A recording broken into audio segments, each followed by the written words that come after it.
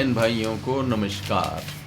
आज मेरी चर्चा का बिंदु है आईआईटीएन बाबा, जिसके ऊपर मैंने एक पहले वीडियो बनाया था और इस वीडियो में मैंने आईआईटीएन बाबा से कुछ प्रश्न पूछे थे। उन प्रश्नों को लेकर के कुछ दर्शकों ने अपनी प्रतिक्रियाएं दी। मैं ये बात करना चाहूँगा कि मैंने कहीं नहीं कहा भाई उनको घर से निकाला गया, या ये बात मैंने नहीं कही। अब क्या है कि उन्होंने अपनी इच्छा से अपनी नौकरी और घर बार छोड़ा होगा, क्योंकि फिर किसी दर्शक ने कहा कि उनको आध्यात्मिक वातावरण वहाँ नहीं मिल रहा था। आध्यात्मिक वातावरण जो है वो यदि कोई साधना करना चाहे तो ध्यान और जप के लिए वो ज़्यादा मैटर नहीं करता। फिर आजकल जो घर है उसमें कोई भी पढ़ा लिखा बच्चा नहीं रहता, इसलिए घर से निकालना या घर छोड़ना ये बेईमानी है। आजकल तो सारे ही बच्चे जो आईआईटीएन हैं या आईआईएम से जिन्होंने किया हुआ है वो घर बार वैसे ही छोड़ देते हैं और माँ बापों से ऐसे ही मिलते हैं जैसे किन्हीं रिश्तेदारों से और परिचितों से मिलते हैं।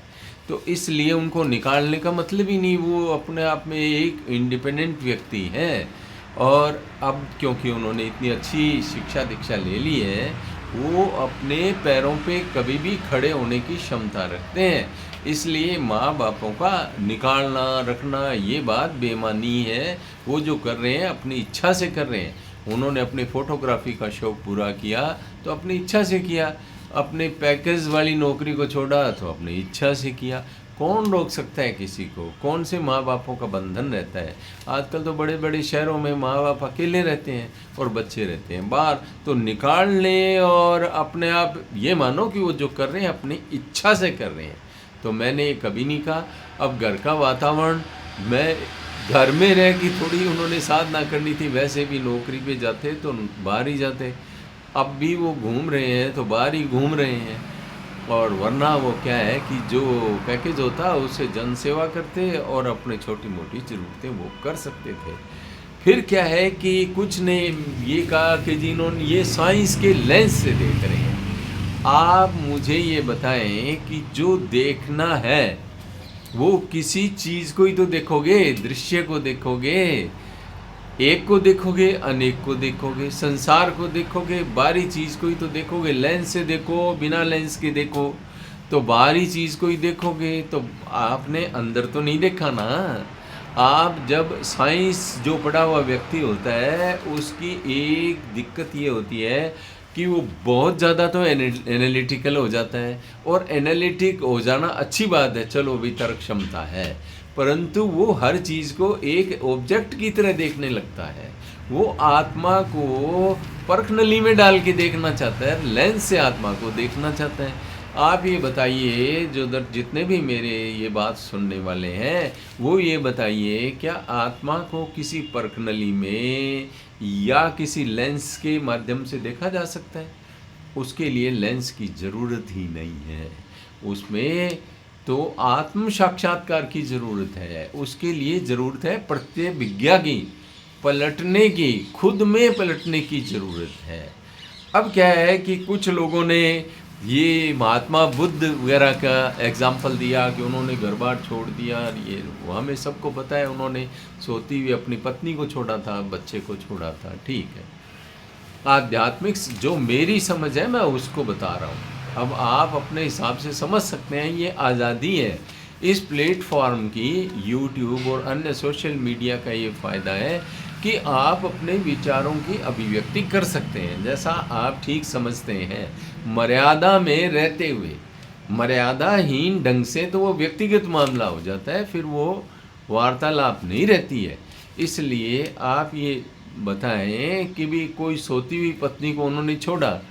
अध्यात्म की पहली सीढ़ी वैराग्य भाव है, फिर जिज्ञासा है, वो जानना चाहता है कुछ, इसीलिए तो कोई घर बार छोड़ देता है, कोई कुछ कर देता है, कोई कुछ करता है, कोई सत्संगों में जाता रहता है, महात्माओं के पैर पकड़ता रहता है। मुझे बताओ, दरअसल बात ये है कि जिन्होंने भी, अब इसका एक और थोड़ा सा विश्लेषण करें कि पहले तो आपने शादी क्यों की, जोर ज़बरदस्ती कर ली, तो फिर आप के बच्चा भी हो गया और फिर आपने छोड़ भी दिया। एक दर्द भरी कविता इसी टॉपिक में भी है कि मुझसे कह के जाते। तो ये दृष्टिकोण की भिन्नता है। लोगों ने जो लक्ष्मण जी की पत्नी है उनकी विरह वेदना पे भी कविताएं लिखी हैं। ये हम सनातनी हैं, हमारे यहाँ दृष्टिकोण की भिन्नता की इजाज़त है और विश्लेषण की भिन्नता की इजाज़त भी है, टीका टिप्पणी की भी इजाज़त है। तो मैं मेरी उसी स्वतंत्रता को इस्तेमाल करते हुए ये बात कर रहा हूँ। आप भी करें, आप टीका टिप्पणी करें, लेकिन इसमें एक बहुत बड़ी शर्त ये होती है कि आप मर्यादा में रह के करें। आप साइंस के नहीं हैं, क्या पता मैं साइंस का ही हूँ। मैं एक ने कहा आप नहीं जानते साइंस को, अरे भाई मैं साइंस का ही बंदा हूँ। अब क्या है कि फिर भी अब ध्रुव के लिए कहा कि ध्रुव जो है उसने घर छोड़ दिया था। माँ ने कहा भी जाके परमात्मा की शरण में जाओ, उन्हीं की गोद में बैठो। उन्होंने तपस्या करी। फिर जब उनको वरदान दिया गया, जब उन्होंने कुछ नहीं मांगा, तब भी वो परमात्मा ने उसे कहा कि भाई तू राजपाट संभालेगा। तो वो गया और उन्होंने राजपाट संभाला था। उनके बड़े भाई की मृत्यु हो चुकी थी, शायद उसका नाम उत्तानपाद था, आप खुद पता कर लें। योग वासिष्ठ के अंदर एक कहानी आती है एक राजा और रानी की। राजा में वैराग्य भाव का झोंका उठता है, एक तूफान उठता है। वैराग्य भाव एक तूफान की तरह होता है। इसमें कुछ लोग आत्महत्याएं भी कर लेते हैं, कोई कुछ भी कर लेते हैं। किसमें जिज्ञासा को पूर्ति के लिए वैराग्य भाव का तूफान उठता है। तो उस तूफान में जो है राजा जी जो है जंगल में चले जाते हैं और वहाँ तरह तरह की साधनाएं करते हैं। रानी को ज्ञान था कि रानी साधुओं के बीच में बैठ के सत्संग किया करती थी। महल में रहते हुए उसे ज्ञान हो गया था।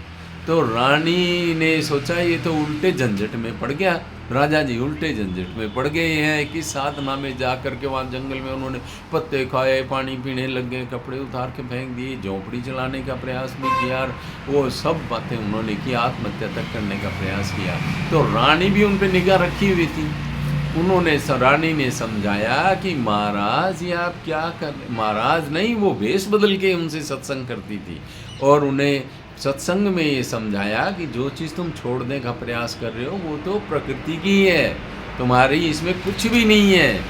तो फिर राजा जी को ये समझ में आया। उन्होंने रानी से कहा मैं तो ऐसे ही साधना के कुएं में पड़ गया था, अब मैं वापस जाके अपना राजपाट संभालूंगा। फिर उन्होंने राजपाट संभाला था।